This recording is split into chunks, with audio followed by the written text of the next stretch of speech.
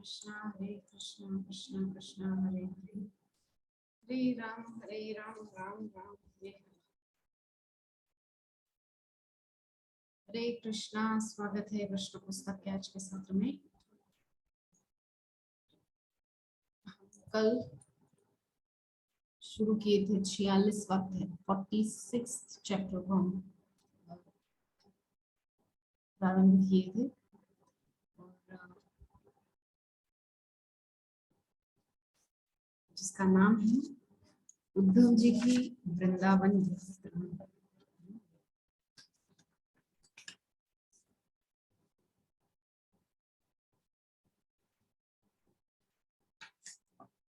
तो भगवान श्री कृष्ण जो मथुरा में स्थित हैं और वो अपने मित्र उद्धव को भेज रहे हैं कहाँ? वृंदावन, जहाँ वो रहते थे पहले अपने ग्वाल बाल सखाओं के साथ, गोपियों के साथ, नंद बाबा, यशोदा मैया, रोहिणी मैया, बलराम, इन सब के साथ वहां पर एक बहुत ही आनंदमय जीवन बिता रहे थे। गौचारण के लिए जाते थे, सखाओं के साथ दिन भर अपना जो है समय व्यतीत करते थे, उनको आनंद देते थे, खुद भी आनंदित होते थे। इस प्रकार से अपने उन सबसे अंतरंग भक्तों के साथ भगवान की जो लीलाएं हैं वो है वृंदावन की लीला। तो उन्हीं वृंदावन के भक्तों को अपना संदेश देने के लिए, या यूं कहें उद्धव जी को बताने के लिए कि देखो मेरे से असल प्रेम कौन करता है, ये साबित करने के लिए, उद्धव जी के सामने ये चीज सिद्ध करने के लिए कि देखो मेरे असली भक्त कौन है। पढ़े लिखे महान ज्ञानी नहीं, प्रकांड पंडित नहीं, मेरे असली भक्त हैं जो मुझे निष्काम प्रेम करते हैं। गोपियां, नंद बाबा, यशोदा मैया, ग्वाल बाल सखा, गैया, ब्रज का एक एक कण, यमुना मैया, गिरिराज, एक एक लता पता, ये है मेरे असली भक्त, मेरे असली प्रेमी। ये श्री कृष्ण वहां स्थापित या सिद्ध करना चाहते थे। इसीलिए उन्होंने अपने प्रिय सखा उद्धव जी को भेजा है। और हमने चर्चा भी की थी, जब उद्धव जी की मतलब श्रीमद् भागवतम में जब उनका प्रसंग आता है तो वहां पर सुखदेव जी बहुत सुंदर श्लोक कहे हैं। पिछली क्लास में भी हम इस पर चर्चा किए थे कि वृषणी नाम प्रवरो मंत्री कृष्णस्य दैत सखा,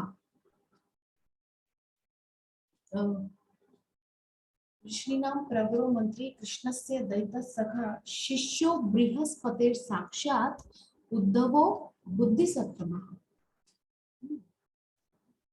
तो वृषणी कुल के मंत्री हैं, है ना। वृषणी नाम प्रवरो मंत्री कृष्णस्य दैत सखा।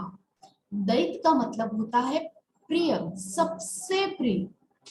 कृष्णस्य दैत सखा, कृष्ण भगवान श्री कृष्ण द्वारिकाधीश के प्राण प्रिय मित्र है, सखा है, अंतरंग सखा है उद्धव जी। तो ऐसे उद्धव जी कृष्णस्य दैत सखा, शिष्यो बृहस्पति साक्षात, साक्षात देव गुरु बृहस्पति जी से उन्होंने ज्ञानार्जन किया है, विद्याध्ययन किया है, उनके आश्रय में जाकर के। शिष्यो बृहस्पति साक्षात उद्धवो बुद्धि सत्तम, बहुत बुद्धिमान है, बुद्धि सत्तम। अच्छा, ये जो सत्तम शब्द है ये क्या इससे क्या सिद्ध होता है कि वो बुद्धिमानों में सबसे ऊपर है, टॉप लेवल का है, सर्वश्रेष्ठ है। इस प्रकार से बोला जाता है ज्ञानी सत्तमः, या जिसको मतलब श्रेष्ठ बताना हो उस कार्य विशेष के लिए, या उस किसी को विशेषण दिया जाए वहां पर सप्तम शब्द आता है। उद्धवो बुद्धि सप्तम है। उद्धव जी बुद्धिमानों में सर्वश्रेष्ठ हैं। तो ऐसे उद्धव जी को भगवान श्री कृष्ण ने अपने प्राण प्रिय भक्तों के पास अपना संदेश लेकर के भेजा है। या यूं कहें कि उद्धव जी को भेजा है प्रेम प्राप्त करने के लिए, क्योंकि ज्ञानी तो वे हैं ही। ज्ञान तो कूट कूट के भरा हुआ है। हाँ, बृहस्पति जी के सानिध्य में रहकर उन्होंने ज्ञानार्जन किया है, विद्याध्ययन किया है। तो ज्ञान की तो कोई कमी होनी नहीं है, लेकिन प्रेम का थोड़ा सा अभाव है। अच्छा, प्रेम कैसा? प्रेम ऐसा, ब्रजवासियों के सामने कृष्ण ने कितनी बार ये सिद्ध करने का प्रयास किया कि मैं भगवान हूँ, लेकिन ब्रजवासी, अरे ठीक है, होगा तो भगवान, लेकिन हमारा तो लाला है, हमारा तो कन्हैया है, हमारा तो सखा है। ये भाग है ब्रजवासियों का। जो सखा है कृष्ण के, वो कृष्ण के साथ कैसे व्यवहार करते हैं? कृष्ण को बोलते हैं हमको पीठ पे उठा करके तो यहाँ से वहां तक लेकर जा। देखिए भाव कितना उनका प्रबल है, कितना प्रेम उनका प्रगाढ़ है, कि जानते हुए भी कि परम ईश्वर श्री कृष्ण है, इसके बावजूद वे लोग उनको अपना सखा ही मानते हैं। ये है प्रेम, और यही प्रेम श्री कृष्ण उद्धव जी को प्राप्त हो, ये मंतव्य लेकर के उन्होंने उद्धव जी को भेजा है प्रेम। पिछले सत्र में चर्चा किए थे कि चैतन्य महाप्रभु कहते हैं कि जैसी उपासना गोपियों ने की, कभी भी कोई उपासना उससे उत्कृष्ट कोटि की नहीं हो सकती। ये तो निश्चित रूप से सत्य बात है, क्योंकि देखिए गोपियों का जो त्याग है, सबसे बड़ी बात त्याग, वो कोई नहीं कर सकता। घर में पति परिवार बच्चे माता पिता सास ससुर इत्यादि सब है, लेकिन श्री कृष्ण के लिए उनका जैसा उनकी छटपटाहट रहती है, व्याकुलता जैसे उनके अंदर रहती है, व्यग्रता रहती है कि कृष्ण का दर्शन हमको हो, वैसे कहीं नहीं है। क्या हम लोग सब कुछ इतनी आसानी से छोड़ सकते हैं? नहीं, हमारे लिए उतना आसानी से छोड़ना संभव नहीं है। लेकिन गोपियां, उनके लिए मुश्किल नहीं है, हमारे लिए संभव नहीं है छोड़ना, और उनके लिए मुश्किल नहीं है छोड़ना। ये हमारे और गोपियों के बीच का अंतर है। तो इस प्रकार से भगवान उद्धव जी से कह रहे हैं कि कृपया तुम तत्काल वृंदावन जाओ और मेरे सारे जो सगे संबंधी हैं, अर्थात मेरे जो नंद बाबा यशोदा मैया गोपी सखा ग्वाल बाल गैया इत्यादि यमुना लताएं पताएं सबको सांत्वना प्रदान करो जाकर के। क्योंकि वे लोग मतलब जल रहे हैं विरह में, विरह की जो अग्नि है वो ब्रजवासियों को जला दे रही है। तो जाकर के उन लोगों की उस विरहाग्नि को मेरे इस संदेश के माध्यम से थोड़ी शीतलता प्रदान करो। ये उद्देश्य लेकर के भगवान श्री कृष्ण ने भेजा है अपने सखा उद्धव जी को। तो इस प्रकार से हम समझ रहे हैं कि उद्धव जी किस उद्देश्य को लेकर के वृंदावन जा रहे हैं। तो भगवान श्री कृष्ण के इस प्रकार आग्रह करने पर उद्धव जी ने तत्काल अपने रथ पर सवार होकर प्रस्थान किया और गोकुल को संदेश ले गए। सूर्यास्त के समय जब गाय गोचर भूमि से लौट रही थी, तब वे वृंदावन के समीप पहुंचे।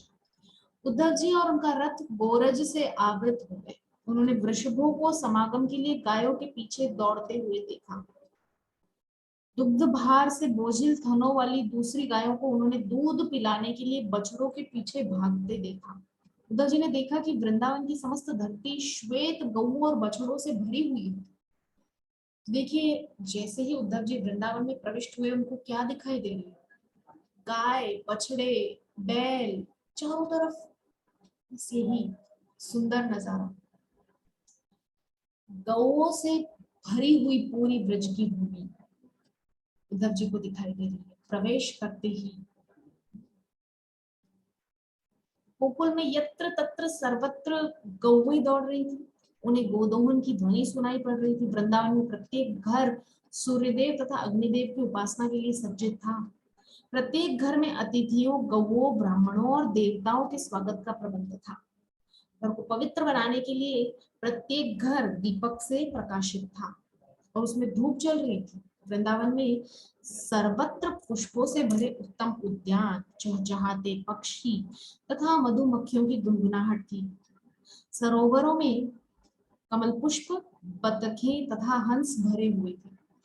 इस प्रकार से हम देख रहे हैं कि पूरा चारों ओर का जो वातावरण है वो इतना सुंदर है और वैदिक संस्कृति का वहां पर दिखाई पड़ रहा है। मतलब चारों तरफ वैदिक संस्कृति का प्रभाव है। सारे घर दीप मालाओं से सुसज्जित है, कहीं पर देव आराधना हो रही है, कहीं पर घर में संध्या आरती दी जा रही है, कहीं पर बच्चे के खेल रहे हैं। इस प्रकार से बड़ा सुंदर सा उनको दृश्य पूरे ब्रज का दिखाई पड़ा। उद्धव जी ने नंद महाराज के घर में प्रवेश किया। वासुदेव के प्रतिनिधि के रूप में वहां उनका स्वागत किया गया। वासुदेव, वसुदेव के पुत्र वासुदेव। नंद महाराज ने उन्हें आसन दिया और श्री कृष्ण, बलराम जी तथा मथुरा में रहने वाले परिवार के अन्य सदस्यों के संदेश के विषय में पूछने के लिए भी उनके पास बैठ गए। तो उद्धव जी नंद बाबा के महल में प्रविष्ट हो चुके हैं और नंद बाबा अपने निकट बैठाकर उनसे कुशल क्षेम पूछ रहे हैं। मथुरा वासियों की, कृष्ण बलराम की, देवकी वसुदेव की, महाराज उग्रसेन इत्यादि जो भी उनके निकटस्थ हैं, उन सबका कुशल क्षेम नंद बाबा पूछ रहे हैं उद्धव जी से। वे जानते थे कि उद्धव श्री कृष्ण के अत्यंत अंतरंग सखा हैं, अतएव वे शुभ संदेश लेकर ही आए होंगे। नंद महाराज ने कहा, प्रिय उद्धव, मेरे मित्र वसुदेव जी कैसे हैं? वे अब कंस के कारागृह से मुक्त हो गए हैं और अब वे अपने मित्रों और अपने पुत्रों श्री कृष्ण और बलराम जी के साथ हैं, अतएव वे अत्यंत प्रसन्न होंगे। बहुत सुंदर यहाँ पर वार्तालाप हो रहा है उद्धव जी और नंद बाबा का। नंद बाबा पूछ रहे हैं कि मेरे मित्र कैसे हैं, उनके परिवार के बाकी सदस्य कैसे हैं। इस प्रकार से बहुत सुंदर वहां पर उनका वार्तालाप चल रहा है। मुझे उनके और उनकी कुशलता के विषय में बताइए। हम भी अत्यंत प्रसन्न है कि सर्वाधिक पापी असुर कंस की अब मृत्यु हो चुकी है। वह सदैव ही यदुवंश और उनके संबंधियों से द्वेष रखता था। अब उसके पाप कर्मों के कारण अपने सभी भाइयों सहित उसका संहार हो चुका है। तो नंद बाबा प्रसन्नता वहां पर प्रकाशित कर रहे हैं कि कंस का उद्धार हो चुका है और मथुरा कंस मुक्त हो चुकी है। कृपया अब हमें बताइए कि क्या श्री कृष्ण वृंदावन में रहने वाले अपने माता पिता, सखाओं, साथियों का स्मरण करते हैं? क्या वे अपनी गौओं, अपनी गोपियों, अपने गोवर्धन पर्वत और अपनी वृंदावन की गोचर भूमि का स्मरण करते हैं?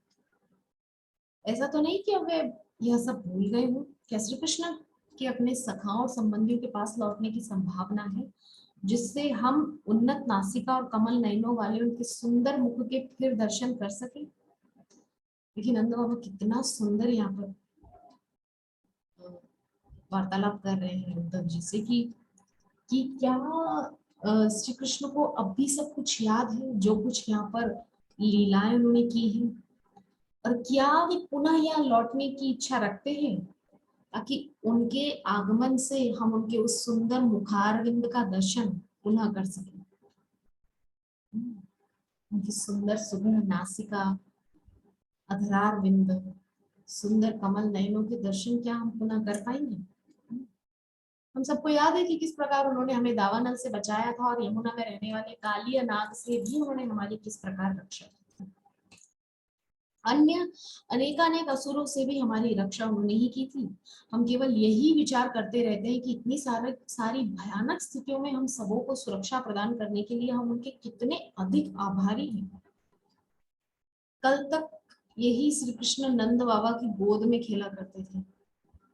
आज नंद बाबा उनके लिए कितना आदर पूर्वक वचन कह रहे हैं कि उनकी कल तक मेरो लाला, उसका इस प्रकार से संबोधन था, लेकिन अब उनके लिए संबोधन में परिवर्तन हो चुका है। आनंद बाबा पूछ रहे हैं कि जिन्होंने हमारी इतनी रक्षा की, इतने सारे संकट से हमको उबारा, जिसके कारण हम उनके आभारी हैं। तो हे प्रिय उद्धव, जब हम श्री कृष्ण के सुंदर मुख और नयनों तथा उनकी यहाँ वृंदावन में विभिन्न लीलाओं का चिंतन करते हैं तो हम इतने व्याकुल हो जाते हैं कि हमारे सभी कार्यकलाप रुक जाते हैं। हम सभी केवल श्री कृष्ण का चिंतन करते हैं कि वे कैसे मुस्काते हैं और कैसे हमारी ओर चितवन करते थे। जब हम यमुना नदी अथवा वृंदावन के अन्य सरोवरों के तट पर जाते हैं अथवा गोवर्धन पर्वत या गोचर भूमि के निकट जाते हैं तो अभी भी हमें वहां की धरती पर श्री कृष्ण के चरण चिन्हों के दर्शन होते हैं, क्योंकि वे इन स्थानों पर निरंतर जाते थे। अतः वहां पर क्रीड़ा करते हुए श्री कृष्ण का हमें अत्यधिक स्मरण हो जाता है। जब हमारे मन में श्री कृष्ण का स्वरूप प्रकट हो जाता है तब हम तत्काल उनके चिंतन में लीन हो जाते हैं। तो नंद बाबा याद कर रहे हैं, स्मरण कर रहे हैं कि इस प्रकार से मतलब श्री कृष्ण की वजह से जो हमको इतना सुरक्षा प्रदान उन्होंने की थी, हम बहुत सुरक्षित थे और निरंतर उनके मुख कमल के दर्शन हमको हुआ करते थे। हम जब भी उनके उस मुख कमल का स्मरण करते हैं तो हम बस स्तंभित हो जाते हैं, हमारे सब काम रुक जाते हैं और उनके चिंतन में हम खो जाते हैं। और फिर उनकी मुस्कान, उनकी वो अद्भुत लीलाएं, नटखट लीलाएं, वो सब हमको स्मरण में आता है। और कैसे उन्होंने गोवर्धन उठाया, कैसे वो गौचारण करने जाते थे एक साधारण बालक की तरह। और उनके चरण चिन्ह आज भी हम देख करके हम मतलब भाव विभोर हो जाते हैं और हम तड़प उठते हैं कि हम उनका दर्शन कब करेंगे।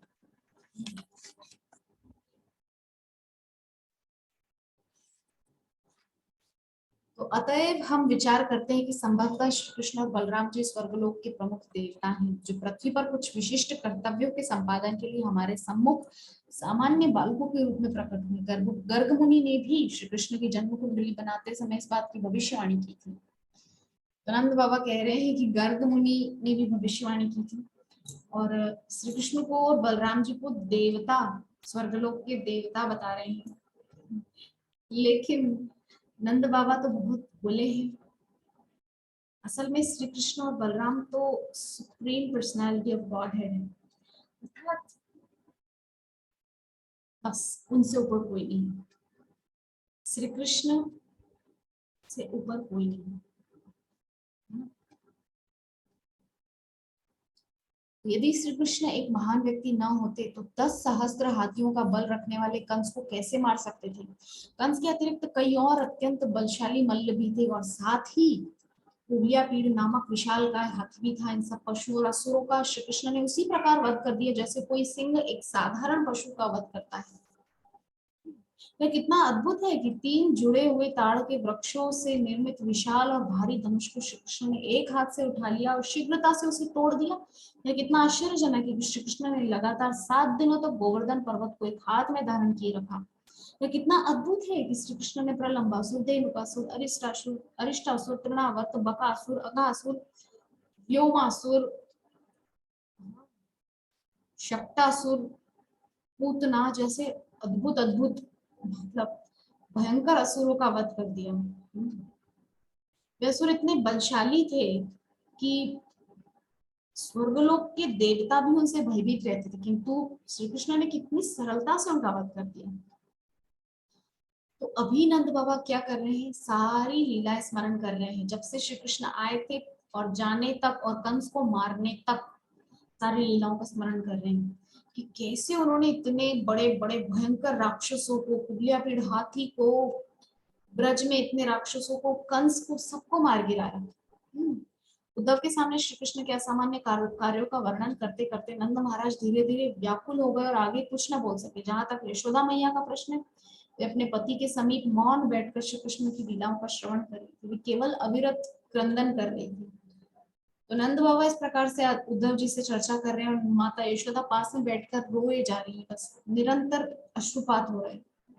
भगवान की लीलाओं को सुन करके वे गदगद हो रही हैं और अपने लाला को याद कर करके रोए जा रही हैं। उनके स्तनों से दूध की धारा बहने लगी। जब उद्धव जी ने देखा कि श्री कृष्ण के चिंतन में नंद महाराज और यशोदा जी असामान्य रूप से व्याकुल हो रहे हैं, तो उद्धव जी ने श्री कृष्ण के प्रति उनके असामान्य स्नेह का अनुभव किया, तो वे भी व्याकुल हो गए। उन्होंने कहा, हे नंद बाबा और यशोदा मैया, आप दोनों मनुष्यों में सर्वाधिक आदरणीय हैं, क्योंकि इस प्रकार दिव्य भाव में मग्न होकर आपके अतिरिक्त और कोई ध्यान नहीं कर सकता है। मतलब भाव मग्न होकर के आप उनका ध्यान कर रहे हैं। आप सिर्फ नेत्र बंद करके उस ब्रह्म ज्योति का ध्यान नहीं कर रहे, जैसे कि आजकल कुछ संस्थाओं में सिखाया जाता है, साहजी योग और ब्रह्म कुमारी और न जाने क्या क्या, उसमें एक ज्योति का चिंतन करने का जो है कॉन्सेप्ट है, लेकिन वो पूरी तरह से इस कलयुग में काम नहीं करता। तो उद्धव जी कहते रहे, श्री कृष्ण और बलराम जी दोनों ही मूल भगवान है और उन्हीं से सृष्टि की उत्पत्ति होती है। सभी व्यक्तियों में वे प्रमुख हैं, वे दोनों ही इस भौतिक सृष्टि के मूल कारण हैं। भौतिक शक्ति का मार्गदर्शन पुरुष अवतार करते हैं और सब श्री कृष्ण और बलराम जी के अंतर्गत कार्य करते हैं। तो उद्धव जी यहाँ पर चर्चा कर रहे हैं कि श्री कृष्ण और बलराम ही मूल है, बाकी सब उनसे ही आ रहा है। अपने आंशिक और आंशिक प्रतिनिधित्व के द्वारा वे सभी प्राणियों के हृदय में प्रवेश कर जाते हैं। तो यहाँ पर जो है पुरुषावतार की चर्चा कर रहे हैं उद्धव जी, किस प्रकार से कारणोदक्षाय विष्णु, फिर गर्भोदक्षाय विष्णु, फिर क्षीरोदक्षाय विष्णु के रूप में भगवान सृष्टि के प्रकरणों को आगे बढ़ाते हैं। फिर भगवान सबको ज्ञान और विस्मृति, मतलब स्मृति और विस्मृति दोनों प्रदान करते हैं, जिसकी भगवत गीता में भी चर्चा हुई है 15वें अध्याय में। मैं सबके हृदय में उपस्थित हूँ, मैं ही स्मृति और विस्मृति का कारण हूँ, मैं ही वेदांत का मूल रचयिता हूँ और मैं ही वेदों का वास्तविक ज्ञाता हूँ। भगवान श्री कृष्ण के जो गीता के वचन है, यहाँ पर उनकी चर्चा उद्धव जी कर रहे हैं। अच्छा, अभी तक तो भगवान ने गीता बोली नहीं, अभी तो वो मथुरा में ही है। वे द्वारिका जाएंगे, फिर द्वारिका पहुंचने के बाद हस्तिनापुर जाएंगे और फिर वो सब युद्ध वगैरह वहां पर गीता। लेकिन गीता का उपदेश उद्धव जी अभी दे रहे हैं नंद बाबा और यशोदा मैया को। इससे ये साबित होता है कि गीता का उपदेश 5000 वर्ष श्री कृष्ण के द्वारा अर्जुन को दिया गया, ऐसा नहीं है। ये अनगिनत समय से, मतलब हम कल्पना भी नहीं कर सकते, हमारी कल्पना से सर्वथा परे है ये चीज। तब से गीता का ज्ञान है, मतलब जब से भगवान है तब से गीता का ज्ञान है। और भगवान कब से है हम कोई नहीं जानते, गीता का ज्ञान कब से हम कोई नहीं जानते। इसीलिए गीता का ज्ञान अनंत काल से है, ठीक है। इसकी कोई गणना नहीं की जा सकती कि इतने करोड़ वर्षों से है या इतने अरब वर्षों से, ऐसा नहीं। गीता का ज्ञान हमेशा से है। यदि मृत्यु के समय कोई क्षण भर भी अपने शुद्ध मन को श्री कृष्ण पर स्थिर कर ले तो वह अपने भौतिक शरीर को त्याग कर मूल आध्यात्मिक शरीर को प्राप्त करने का अधिकारी बनता है। तो वही बात है, श्री कृष्ण का चिंतन करके अगर शरीर को त्यागा जाता है तो वो निश्चित रूप से सर्वोच्च गति को प्राप्त करेगा। जिस प्रकार सूर्य अपने पूर्ण प्रकाश में उदित होता है, इस प्रकार प्राण त्यागने के पश्चात वह तत्काल वैकुंठ लोक में प्रवेश करता है। ये कृष्ण भावनामृत के साधन का फल है। तो इस प्रकार से इस वर्तमान शरीर में पवित्र हरे कृष्ण महामंत्र का जप करते हुए कृष्ण भावनामृत का अभ्यास करें तो पूर्ण संभावना है कि मृत्यु के समय हम अपना मन श्री कृष्ण पर केंद्रित कर सकेंगे। यदि हम ऐसा करते हैं तो निस्संदेह हमारा जीवन सफल हो जाएगा। किंतु यदि हम अपने मन को सदा सकाम कर्म में लीन रखें, तो जिससे सिर्फ भौतिक सुख मिलते हैं, तो उससे क्या होगा कि हमें उस समय मृत्यु के समय भी इन्हीं सब का ध्यान रहेगा, सकाम कर्मों का। इसका परिणाम ये होगा कि हम पुनः इस शरीर में आने इस मृत्यु जगत इस मृत्यु लोक में आने के लिए हम बाध्य हो जाएंगे। इसलिए नंद महाराज, यशोदा और गोपियों ने प्रदर्शित किया है कि कृष्ण भावनामृत में सदा मग्न रहना ही वृंदावन के निवासियों के लिए एकमात्र जीवन का मापदंड था। तो वृंदावन के निवासी, इसका मतलब क्या? सब समय कृष्ण की चिंता में रहते थे, कृष्ण भावनामृत, कृष्ण के ही चिंतन में लीन रहते थे। यदि हम उनके चरण चिन्हों का थोड़ा सा भी अनुसरण कर सके तो निश्चित रूप से हमारे जीवन सफल हो जाएंगे और हम आध्यात्मिक जगत अर्थात वैकुंठ लोक में प्रवेश करेंगे। तो उद्धव जी ने आगे कहा, प्रिय यशोदा मैया और नंद महाराज, इस प्रकार आपके निराकार ब्रह्म के स्रोत दिव्य स्वरूप वाले श्री भगवान नारायण पर अपने मन को पूर्ण रूप से केंद्रित कर लिया है, ब्रह्म ज्योति। तो इस प्रकार से उद्धव जी वहां पर थोड़ा कृष्ण की चर्चा कर रहे हैं, ब्रह्म ज्योति की चर्चा कर रहे हैं, नारायण की चर्चा कर रहे हैं। क्योंकि आप सदैव श्री कृष्ण तथा बलराम जी के परमानंद स्वरूप चिंतन में मग्न रहते हैं, अतः आपके लिए कोई अन्य पुण्य कार्य करना शेष नहीं रह जाता। मैं श्री कृष्ण का संदेश लाया हूँ, वे शीघ्र ही वृंदावन आएंगे और आप दोनों को अपनी उपस्थिति से संतुष्ट करेंगे। यद्यपि ऐसा होने वाला नहीं है, लेकिन फिर भी श्री कृष्ण ने सांत्वना देने के लिए पत्र भेजा है। श्री कृष्ण ने वचन दिया था कि मथुरा में अपना कार्य समाप्त होते हुए वृंदावन लौट आएंगे। वे निश्चय इस वचन को पूर्ण करेंगे। आप लोग परम सौभाग्यशाली हैं। आप सबसे मेरा निवेदन है कि आप श्री कृष्ण के वियोग के कारण दुखी ना हो। आप तो पहले ही 24 घंटे श्री कृष्ण की उपस्थिति की प्रतीति कर रहे हैं, फिर भी वे शीघ्र ही आकर आपसे भेंट करेंगे। वास्तव में जैसे काष्ठ में अग्नि उपस्थित है, उसी भांति श्री कृष्ण सर्वत्र और सबके हृदय में उपस्थित है। तो अब यहाँ पर उद्धव जी थोड़ा अपना ज्ञान का बखान करने की चेष्टा कर रहे हैं कि श्री कृष्ण सर्वत्र उपस्थित हैं और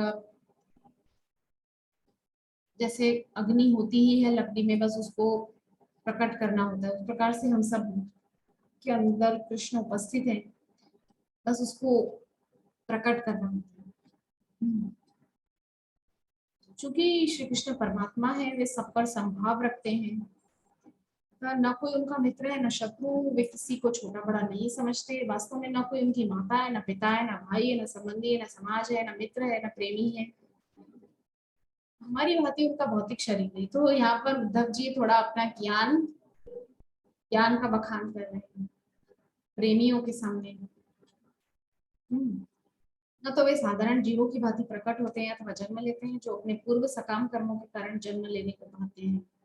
तो कृष्ण हमारी तरह बाध्य होकर इस मृत्यु लोक में नहीं आते हैं।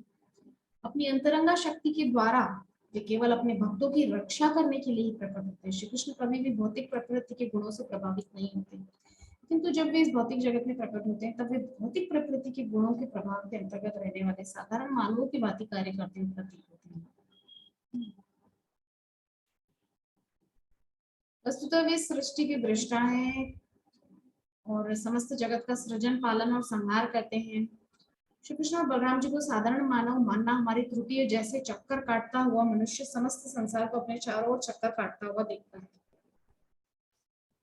श्री कृष्ण भगवान किसी के पुत्र नहीं है, वास्तव में वे सबके पिता, माता, परम ईश्वर है। तो जो कुछ भी हो रहा है, जो कुछ भी नहीं हो रहा है, जो कुछ है, जो कुछ नहीं है, भविष्य में होगा या नहीं होगा, वो सब श्री कृष्ण, उस सबका श्री कृष्ण से अलग कुछ अस्तित्व नहीं है। मतलब जो कुछ भी छोटा बड़ा सब कुछ है वो श्री कृष्ण से संबंधित है, इनसे अलग कुछ नहीं है, सब कुछ उन्हीं में अवस्थित है। हाँ, फिर भी किंतु सृष्टि में अभिव्यक्त कोई भी वस्तु उन्हें स्पर्श नहीं कर सकती। इस प्रकार श्री कृष्ण के विषय में वार्तालाप करते हुए नंद महाराज तथा उद्धव ने संपूर्ण रात्रि व्यतीत कर दी। प्रातःकाल दीपक जलाकर और माखन मिश्रित दही छिड़क कर गोपियों ने प्रातःकालीन आरती की तैयारी की। मंगल आरती समाप्त करने के पश्चात वे दही मथने में व्यस्त हो गई। जब गोपियां इस प्रकार व्यस्त थी, तब दीपक उनके आभूषणों पर प्रतिबिंबित होकर आभूषणों और अधिक अधिक प्रकाशित हो गए। उनकी मथनी, उनकी बाहें, उनके कर्णफूल, उनकी चूड़ियां, उनके स्तन सभी चलायमान हो रहे थे। कुमकुम से उनके मुखों को एक ऐसी अरुण आभा प्राप्त हो रही थी जिसकी तुलना उगते हुए सूर्य से की जा सकती थी। दही मथते हुए मधुर ध्वनि के निकलने के साथ साथ गोपियां श्री कृष्ण का यशोगान भी कर रही थी। तो प्रातःकाल हो चुकी थी और गोपियां अपने अपने जो है नित्य कार्य उनमें लग चुकी थी, दही मंथन करना और श्री कृष्ण का गुणानुवाद करती जा रही है। साथ में दोनों ध्वनियों की गूंज मिलकर आकाश तक जा रही थी और समस्त वातावरण को पावन कर रही थी। सूर्योदय के पश्चात सदा की भांति गोपियां नंद महाराज तथा यशोदा को प्रणाम करने आई, किंतु जब उन्होंने उद्धव के स्वर्णिम रथ को द्वार पर खड़े देखा तो वे परस्पर जिज्ञासा करने लगी। इस प्रकार नंद महाराज और यशोदा को प्रणाम करने जब आई है गोपियां, तो उन्होंने वहां पर रथ देखा और उनके अंदर जिज्ञासा हुई कि कौन आया है। तो ये रथ किसका है, कौन आया है, प्रश्न इनके अंदर खड़े हो गए। क्या अक्रूर जी फिर से आए हैं, क्योंकि वे अक्रूर से प्रसन्न नहीं थी। कंस का सेवक होने के कारण वे कमल नयन श्री कृष्ण को मथुरा नगरी ले गए थे, कृष्ण को उनसे दूर ले गए थे, इसीलिए वे अक्रूर जी से खिन्न थी। सभी गोपियां अनुमान लगाने का प्रयास कर रही थी कि कौन है, कहीं अक्रूर जी पुनः तो नहीं आ गए हैं फिर से कोई क्रूर योजना लेकर। किंतु उन्होंने विचार किया अपने परम स्वामी श्री कृष्ण के बिना हम तो अब मृत शरीर मात्र हैं। इन मृत शरीरों पर अब वे और कौन सा दुष्कार्य कर सकते हैं। जब वे इस प्रकार वार्तालाप कर रही थी तभी उद्धव जी अपना प्रातः कर्म, प्रार्थना, जप आदि समाप्त करके उनके समक्ष आए। तो गोपियों के अंदर जिज्ञासा चली रही थी कि कौन आया है रथ में। तब तक उद्धव जी अपना जो मॉर्निंग जो होता है रूटीन, जो ब्रह्म मुहूर्त का जो उनका नित्य कर्म है वो सब पूरा करके आए। और अब उनका गोपियों से क्या संवाद होगा इसकी चर्चा होगी अगले अध्याय में, यानी कि 47वें अध्याय में। इस प्रकार से हमारा ये जो 46वां अध्याय है उद्धव जी की वृंदावन यात्रा, ये यही पूर्ण होता है। कल पुनः आपके सामने 47वें अध्याय को लेकर प्रस्तुत होंगे, जिसका नाम है गोपियों को श्री कृष्ण का संदेश प्रदान करना। 47वें अध्याय को हम कल से स्टार्ट करेंगे।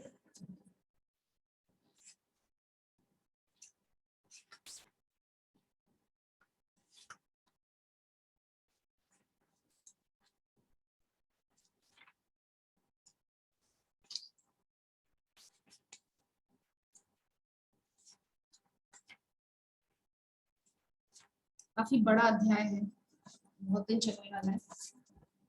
तो इसी अध्याय के अंदर हमको भ्रमर गीत भी मिलेगा जो श्रीमती राधा रानी के द्वारा गाया गया है। उद्धव जी को मतलब उद्देश्य करके वो सुना रही है वहां पे तो भ्रमर गीत, और ताना जो है वो कृष्ण को मार रही है। तो इस प्रकार से इस 47वें अध्याय को हम कल से शुरू करेंगे। तब तक के लिए हरे कृष्णा।